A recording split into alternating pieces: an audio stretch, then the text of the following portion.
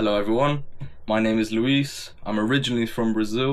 তো আমার জন্ম ব্রাজিলে, আর তা গয়াজ নামক রাজ্যে। এক্স্যাক্টলি বলতে গেলে এটাকে বলা যায় এটা যেন ব্রাজিলের টেক্সাস। এখানে আছে কাউবয় হ্যাটস পরা মানুষ, আর এখানকার আবহাওয়া যথেষ্ট গরম, আবার শুষ্ক। এখন আমার বাবা মার বিচ্ছেদ হয়ে গিয়েছিল তখন, যখন আমার বয়স 3। আমি ইউকেতে মুভ করেছিলাম আমার পিতা ও ভাই বোনেদের সাথে 5 বছর বয়সে। তারপর আমাকে একটা ক্যাথলিক স্কুলে ভর্তি করা হলো। অবভিয়াসলি আমাকে খ্রিস্টান হিসাবেই বড় করা হয়েছিল, আর সেটা অবশ্যই সেকেন্ডারি স্কুলের আগে। আর ইংল্যান্ডের এই সেকেন্ডারি স্কুলটা ছিল ধর্মনিরপেক্ষ, একটা রেগুলার সেকেন্ডারি স্কুল, কোনো ধর্মের সাথে সম্পর্ক ছিল না। আর আমার এই সেকেন্ডারি স্কুলে মুভ করাটা ধর্ম থেকে সত্যিকার অর্থেই আমাকে দূরে করে দিয়েছিল। আর তার একটা কারণ হলো, এখন আর চার্চে আমাদেরকে ভিজিট করতে হয় না।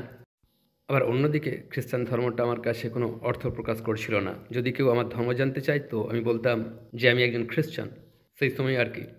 আসলে এটা তখন আমার কাছে ছিল একটা কালচারাল বিষয়। আর আমার মনে হয় বেশিরভাগ ধার্মিক মানুষদের কাছে বিষয়টা একই, যেহেতু তারা কালচারের দিক থেকে ধার্মিক। আসলে তারা তাদের ধর্মকে জেনে বুঝে ফলো করে না।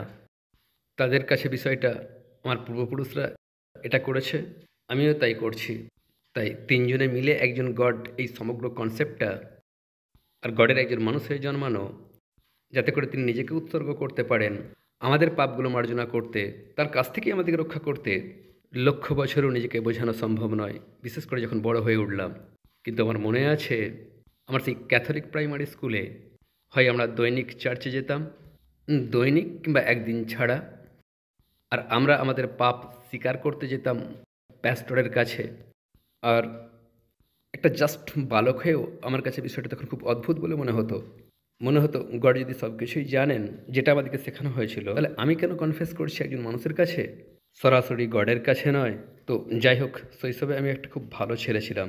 সেই অল্প বয়স থেকেই আমি এ কথাটা ভাবতে পারতাম যে আমি এমন কোনো ভয়ানক পাপ করিনি যার জন্য আমাকে অনুশোচনা করতে হবে, ক্ষমা চাইতে হবে, আর তাও আবার এই পাস্টরের কাছে পাপ স্বীকার করে।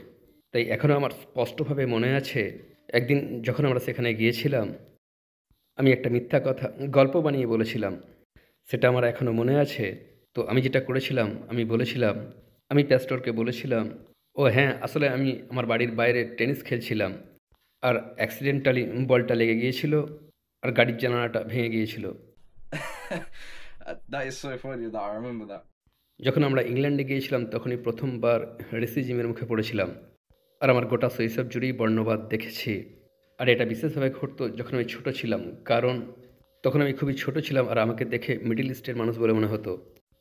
আমার স্কুলের বেশিরভাগ ছাত্র ছিল শ্বেতাঙ্গ, আর তাই যখন আমার ওপর আক্রমণ নেমে আসতো অন্যান্য বহু ছাত্রের মতোই, তখনই শুরু হয়ে যায় আইডেন্টিটি কমপ্লেক্স, একটা ক্রাইসিস। কারণ যে ছেলেগুলো আমার ওপর বর্ণবাদী আক্রমণ করছে, আবার একই সাথে তারাই আবার আপনার বন্ধু। অ্যাটলিস্ট সেই ছেলেগুলোর সাথেই আমাকে হ্যাং আউট, ঘুরে বেড়াতে হয়। আর একটা ছোট্ট ছেলে এটাই তো করতে চায়, আড্ডা দিতে চায়, মজা করতে চায়, খাপ খাইয়ে নিতে চায়, সবার সাথে নিজেকে মানিয়ে নিতে চায়। এই ঘটনাটাই ঘটে থাকে, আর তার ফল হিসাবে আপনিও তাদের মতোই হয়ে যাবেন, তাদের মতোই কাজকর্ম করবেন। আসলে আপনি তাদের মতোই একজন রেসিস্ট হয়ে যাবেন। এটা লড়াই করার মানসিকতা থেকে হয়, আর এটাই আমার ক্ষেত্রেও ঘটেছিল। মনে আছে একটা ছেলের সাথে আমার খুব মৌখিক লড়াই হয়েছিল।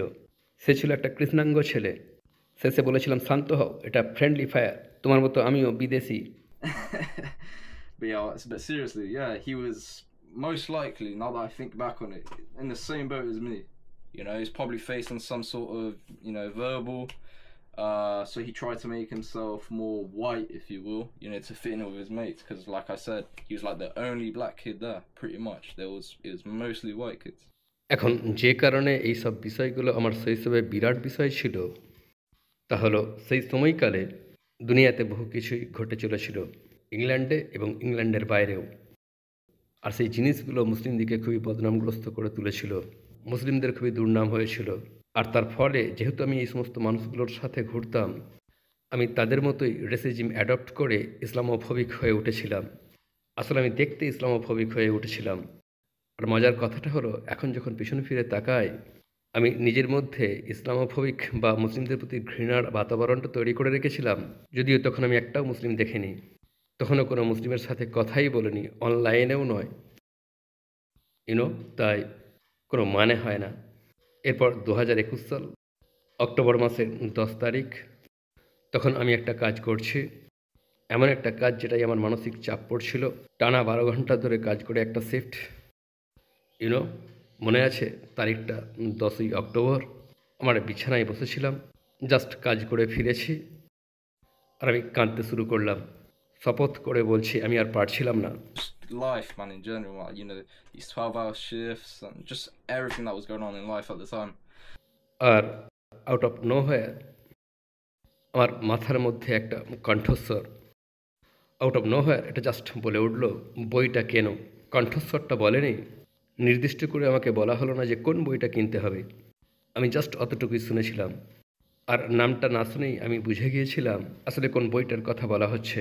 তো আমি ইবেতে গেলাম, আর সেখান থেকে আমি একটা কোরআন কিনলাম। কিন্তু অদ্ভুত বিষয়টা হলো, এটা আমার বাড়িতে পৌঁছে যাওয়ার পরেও আমি বুঝতে পারিনি। এটাকে আমার বুকশেলফে তুলে রেখে দিলাম 4 মাস। এটা এমন এক স্ট্রেঞ্জ বিষয় যা আমি এক্সপ্লেন করতে পারবো না। তখন আমার মাথায় কী যে চলছিল আমি জানি না। পরের বছর 2022 সাল, এটা ছিল 24শে ফেব্রুয়ারি, রাশিয়া ইউক্রেন আক্রমণ করলো। 6ই মার্চ আমি কনসাল্ট করছিলাম একটা ইউক্রেনের অফিসিয়াল ওয়েবসাইটে, অফিসিয়াল ইউক্রেনিয়ান ভলেন্টিয়ার ওয়েবসাইট।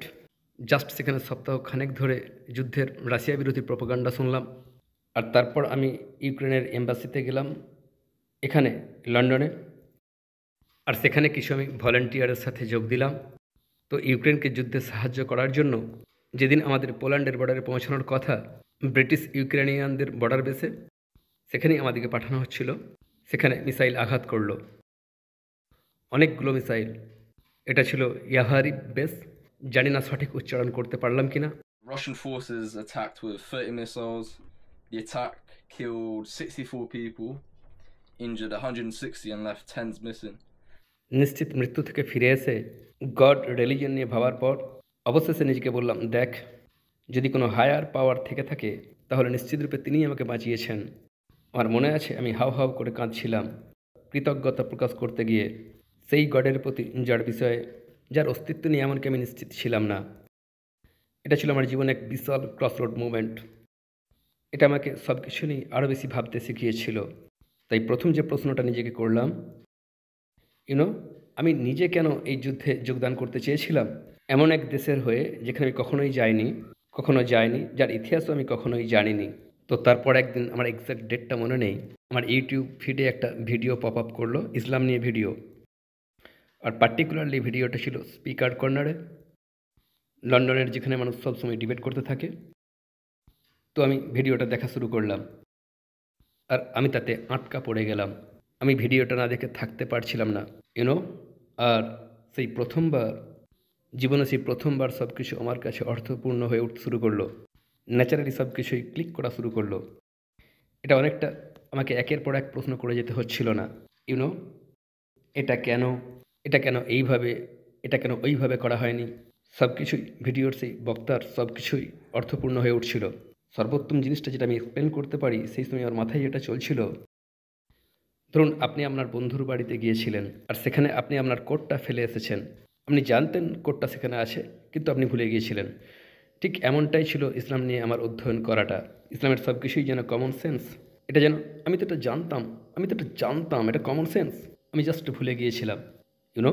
জীবনের দৌড়ে, জীবনে একের পর এক ঘটনা ঘটে যাওয়ার কারণে মানুষ ভুলে যায়, ঠিক এমনটাই আমার ঘটেছিল। তো একের পর এক ভিডিও নিয়ে রিসার্চ করার সময় আমি কোরআনটা হাতে নিলাম, যেটা 2021 সালে কিনেছিলাম। আর অনেস্টলি, যারা এই ভিডিও দেখছেন তাদেরকে আমি দোষ দেব না। আমি যা বলতে যাচ্ছি সেটা যদি বিশ্বাস নাও করেন, এক ব্যক্তিগত অভিজ্ঞতা, অন্যের সাথে মিলবে এমনটা নাও হতে পারে, ততটা নাও মিলতে পারে।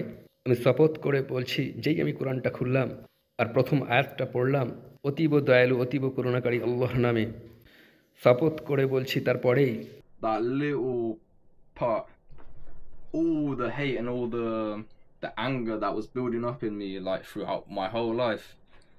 কোরআনের সেই ছোট্ট অংশটা, সমস্ত রাগ, সমস্ত ঘৃণা সারা জীবন ধরে আমার জীবনে জমা হয়েছিল, আমি আক্ষরিক অর্থেই অনুভব করলাম আমার ভিতর থেকে যেন বের হয়ে গেল, এমনভাবে যে আমি বর্ণনা করতে পারবো না।